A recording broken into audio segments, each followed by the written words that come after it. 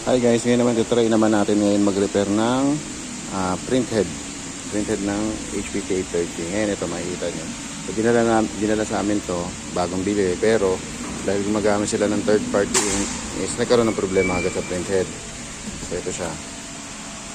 So ngayon, ang gagawin ko ngayon, itatry ko siyang i-recover. So tatanggalin ko muna yung first step na gagawin ko, is tatanggalin ko muna yung ink na ginamit. So, hindi ko na na-videoan kung paano ko tinanggal, pero may screw lang naman yan dito.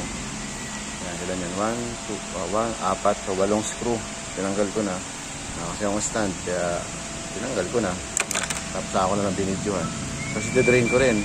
So hindi ko rin siya mabibidyohan kung paano ko i-drain kasi wala rin naman ko stand. So is muna tayo. Pakita ko na lang pag na-drain na. Ayan. Ginamita ko lang siya ng Z-Rage saka ng proper techniques. Siyempre ang gagawin ko, tutuyuin ko muna to. Hindi ko na pinakita sa inyo paano, wala kasing stand eh. Nadulas pa ako kanina, ang hayop na yan. Yan.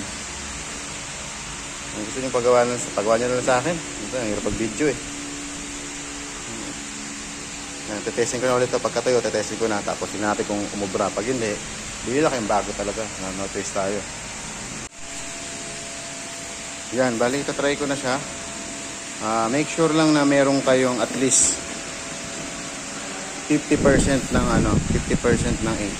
Kasi pagka mas less than, sayang naman ink niya. Kaya kailangan na lang. Ayan, patingin sa natin ink. Ayan, tingnan natin. Gawan mo ka. Okay lang. O ayan, at least marami na tayong ink. Saan tayo magpalit ng head?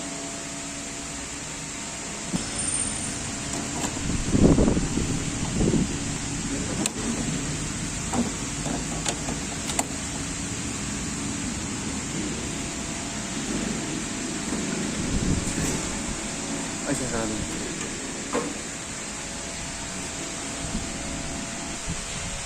Ayan, nalilitik pa naman din siya. Pero siyempre, mag-perform tayo ng head cleaning.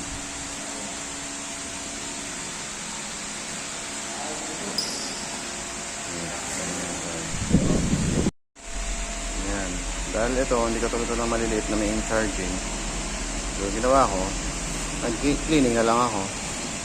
Pero, may 2 times na ginawa. Tingnan natin kung mag-print.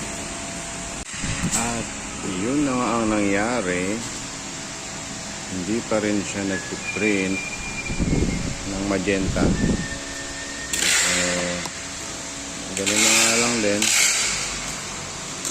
Ayun, wag na lang kayo gagamit ng third party na ink. Hirap. Hindi na ayos. Ito yung nozzles niya. Barado. Nagkaroon siguro na muo yung mga ink sa loob. So yun, wala na.